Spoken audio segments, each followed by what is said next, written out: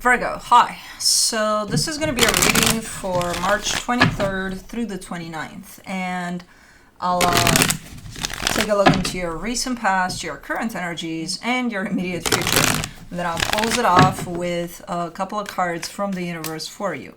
And these are general readings, so they may not resonate for all of you. If they do, there is an extended. At the end of the video, you can check out the link for that in the description box below if you want. Man, the things I see with these cats in this room sometimes, and I know sometimes you guys see them when they're behind me, but most of the times they're behind the camera, so I can... And Kai was sleeping, and then like nothing happened. I'm like, what the fuck is going on? He just groomed. He's like, oh, I gotta groom for like half a second, and then I'm back. Like, they're so fucking funny, man. Okay, can that be a job? Can I just have all my life doing just watching animals? Just watch them. Anyways, the overall energy for the reading, the Knight of Swords.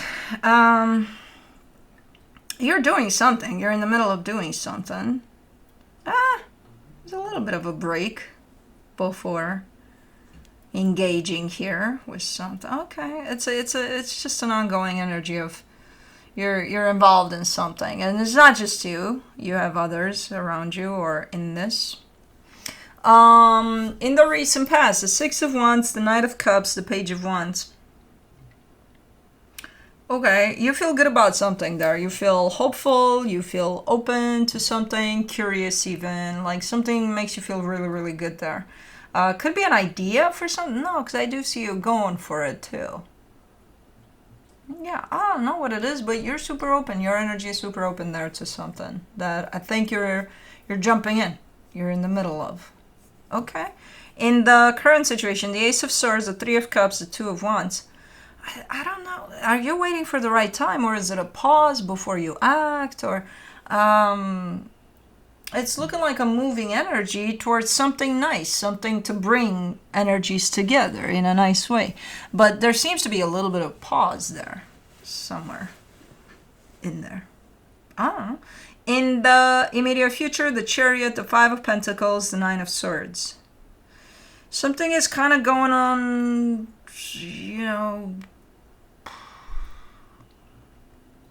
on schedule, I would say, or something like that. There's a kind of a natural energy that shows up here of an ending, potentially, to something. So, but it does come through as natural, but it's still quite stressful. So it's not necessarily easy just because you expect it or just because you know it's happening. You know what I mean? Yeah, it's not coming through as a surprise, like, bang, you've been hit with this loss or with this separation or whatever the hell this is. You know it's coming. But it's still not necessarily making it easy, you know? Okay. Let's clarify. Let's do the Knight of Swords. For the Knight of Swords, you get the Seven of Swords, the Queen of Pentacles, the Page of Cups.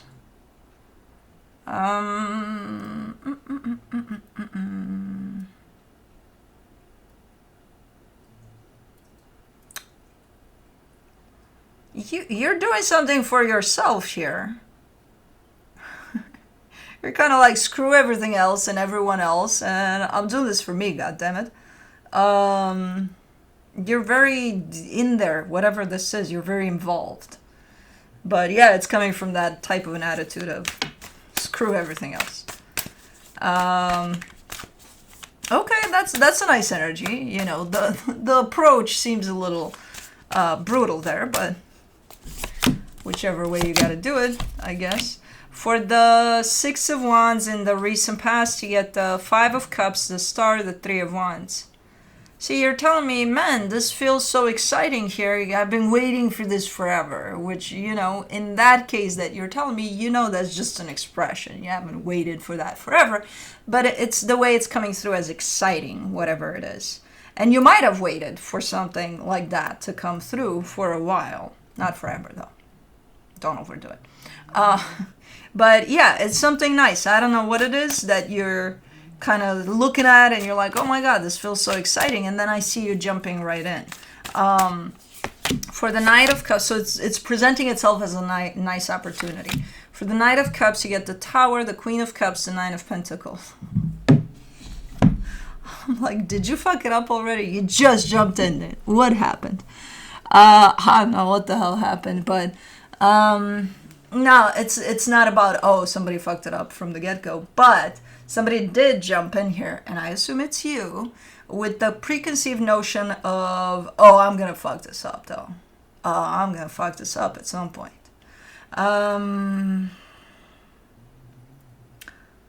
You can't enter a space like that thinking that, oh my God, this is the best thing ever. I've been waiting for this forever, but hey, I'm gonna fuck it up. You can't. You do. We all do, unfortunately. But you know how that's exactly what you're creating. If that's what you're thinking, that's what you're creating. And you can't tell the universe, oh, universe, I was joking when I said that. The universe doesn't take our jokes well. You know, it's not, it's going to respond with, that's not funny. That's not funny. You know?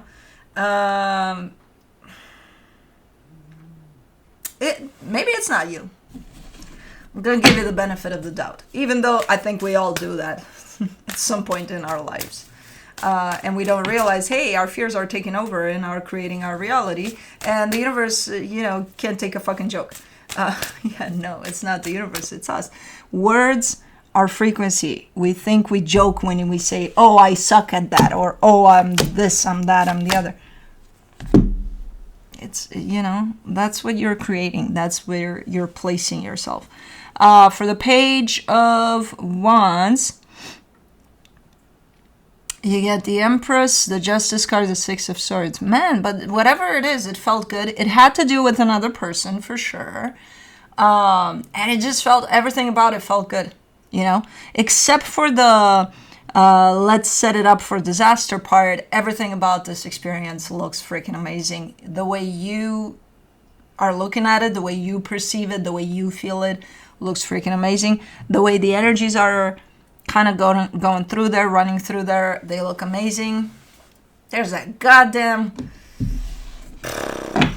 setting it up for disaster part that lands right in the middle of it all. I'm like, dude, couldn't you be a little to the side? Image of the Ace of Swords in the current situation, the Devil, the Seven of Cups, the King of Pentacles. You carry a little bit of, you remember this energy of, I don't give a shit about anything else, anybody else but my needs here. Which, nice energy of self-love, right? Putting yourself first, unless you take it to the extreme and then it becomes selfishness. And I see you kind of pushing in that direction. Like, oh yeah? What about this is selfish? That for once I don't care about anything else? Yeah, selfish. That attitude, selfish. For the Three of Cups in the current situation, you get the Emperor, the Page of Wands, the King of Wands. Alright, there's somebody else here by your side that apparently you don't give a shit about. But what do you mean? Hold on. I'm trying to make it make sense in my head. So what you're doing has to do with this other energy, but it is for you. They're showing up open to whatever. What the hell is going on? Let's say you're taking a trip together, right?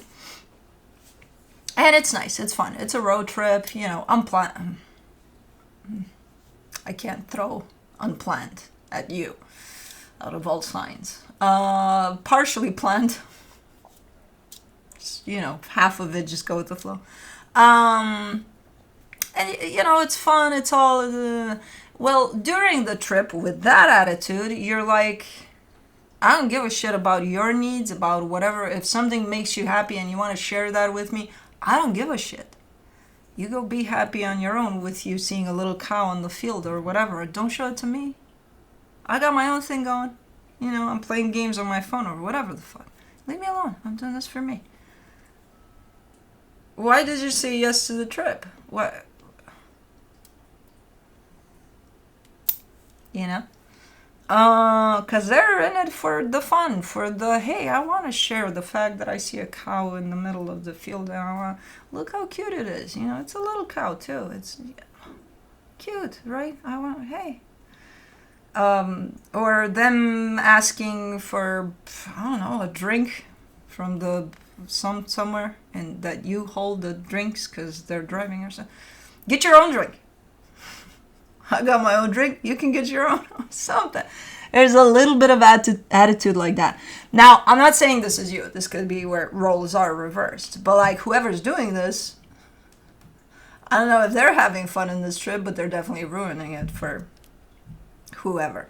You know, so it's like, I get the need to put yourself first, to, you know, but like, don't go on this fucking trip. You know what I mean? Because you want to go on the trip because you want to share some energy with them, but then you come up with this attitude where all of a sudden you're like, I gotta put myself first though, and that's the way that whoever this is doing it, which is detrimental to just don't go on the trip. For the Two of Wands, in the current situation, you get the Four of Cups, the Two of Wands, the Ace of Cups. What am I going to do with you guys? Okay. The trip is completed. You get home. You're like, okay, maybe we did this trip so that things can change for the better, you know. We get a little closer, we get to know each other a little better, or whatever the fuck. And then after some time, after you get home from the trip, you're like, nothing's changing, man. Like, nothing. What the fuck? Nothing's changing for the better. You think?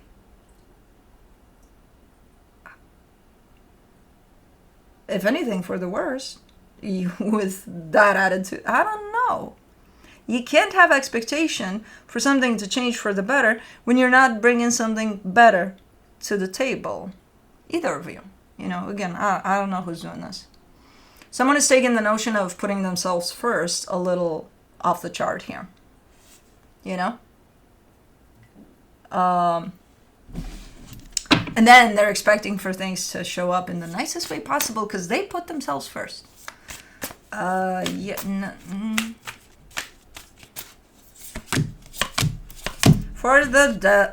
the Chariot in the immediate future, you get the Five of Pentacles, the Ace of Wands, the Lovers. Something's coming to a close here, but again, it's not shown up as a surprise. It's not taking either one of you by surprise. It's something that kind of was working in the background there, and it kind of unfolded to the point of, okay, it's happening. You know, so both energies that are part of this are very much aware that this time is supposed to come at some point in time, and it's you know, it's here. Whatever this is, it's here, the ending of something. For the Five of Pentacles in the immediate future, you get the Death card, the Hangman, the Wheel of Fortune. Yeah, it's ending. It's a done deal. Whatever this is, it carries definitely energies of an ending. It's not shown up as an ending in the sense of whoever this is, you'll never see them again. They'll never see you again. It leaves room for change. So just because it's ending doesn't mean that it's not going to be here still, probably in a different way. But it leaves space for change. It leaves space for, okay, things are not going to show up in the same way that they did so far. They might show up very different if both energies participate in that change and make things look different. So there's the availability for change after it closes off. You know what I mean? Let's do the Nine of Swords in the immediate future. The Two of Cups, the Ten of Pentacles, the Fool. Yeah, and it's stressful and it's not nice. Change is never, ever, ever gonna feel good. It's stressful initially, but then I see in time things starting to settle down and things starting to fall into place. And it makes not only you feel good, but everybody involved feel good. You know, stable. in a good place for them, whatever that place is, for you, for them, for everybody involved. So it looks like, even though initially, while this is kind of closing off completely, yeah, it's stressful, but then in time, things settle down in a good place too. It leaves the both of you open to new experiences here. Completely. Okay. Let me see what the universe has as a final advice for you. The King of Swords, the Hangman, the Knight of Wands. You're very assertive with this energy of, I think it's coming from the place of feeling the need to put yourself first.